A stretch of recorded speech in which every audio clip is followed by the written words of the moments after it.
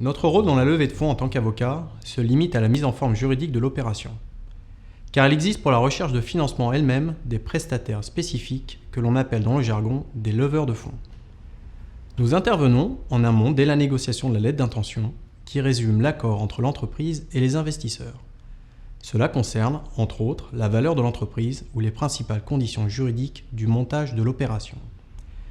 C'est important de nous faire intervenir à ce stade, particulièrement lorsque nous sommes du côté de l'entrepreneur.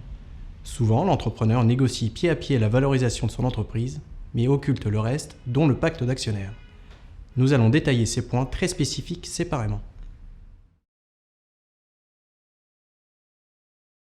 La valorisation est le premier point de discussion lors d'une levée de fonds.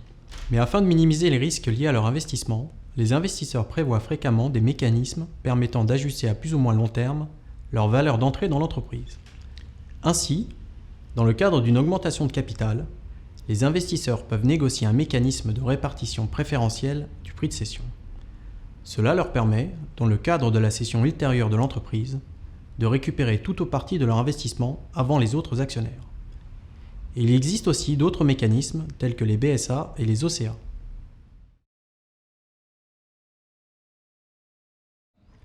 Dans le cadre d'une levée de fonds, il existe des mécanismes d'émission de valeurs mobilières donnant accès au capital, tels que les bons de souscription d'actions, couramment appelés BSA, ou d'obligations convertibles en actions, appelées OCA.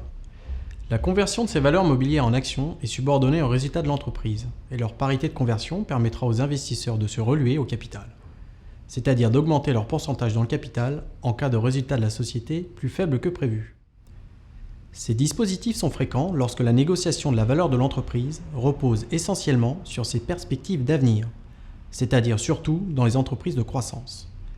Dans cette hypothèse, les investisseurs ont besoin de se protéger, puisque les résultats passés donc connus ne rentrent que peu dans la valorisation retenue. Mais tous ces outils ne sont pas adaptés à toutes les circonstances. Ainsi, l'émission d'obligations convertibles en actions ne se rencontrera que dans des sociétés rentables, puisqu'elle suppose que l'investisseur ait le choix entre un remboursement de l'obligation et la conversion en action. Notre rôle en tant qu'avocat est d'apporter notre expertise sur les effets de ces outils dans le cadre de la négociation de levée de fonds. Le pacte d'actionnaires est une pièce maîtresse d'une levée de fonds. Il couvre 5 points clés. Tout d'abord, il prévoit les mécanismes d'ajustement de la valorisation, tels que la négociation des clauses de relution, clauses de répartition préférentielle du prix de cession, émission de bons de souscription d'actions. Ensuite, il détermine la maîtrise du capital, avec notamment la négociation des clauses de préemption, d'agrément, d'inaliénabilité ou d'antidilution. Le troisième point concerne la gouvernance, avec entre autres la négociation des clauses d'information, d'audit et de contrôle de l'investisseur. Le quatrième point cadre les engagements de l'entrepreneur dans le projet, avec en particulier la négociation des clauses d'exclusivité et de non-concurrence, et les clauses de départ qui balisent ce qui se passerait en cas de départ de l'entrepreneur. Enfin, le pacte d'actionnaires traite de la liquidité de la participation de l'investisseur, avec la négociation des clauses de sortie conjointe et l'engagement de liquidité. Le pacte d'actionnaires est donc un point sur lequel l'accompagnement de l'entrepreneur prend tout son sens. Comment se passe en pratique la négociation d'une levée de fonds ? D'abord, lorsque nous sommes avocats du côté de l'entrepreneur, nous devons préalablement à la négociation bien définir ensemble avec l'entrepreneur les enjeux. Il faut ainsi expliquer à l'entrepreneur la typologie des investisseurs. Business angel, fonds d'amorçage, fonds de capital développement, family office. Ils n'ont pas tout à fait les mêmes attentes et la négociation sur les conditions juridiques de l'opération ne sera pas la même. Ainsi, il y a peu de points communs dans leurs attentes entre un business angel défiscalisant dans le cadre de la loi TEPA et un fonds d'investissement. Il faut également s'assurer que l'entrepreneur comprenne les critères d'investissement, en particulier l'importance accordée par les investisseurs au projet et surtout à l'équipe. Je prends un exemple caricatural.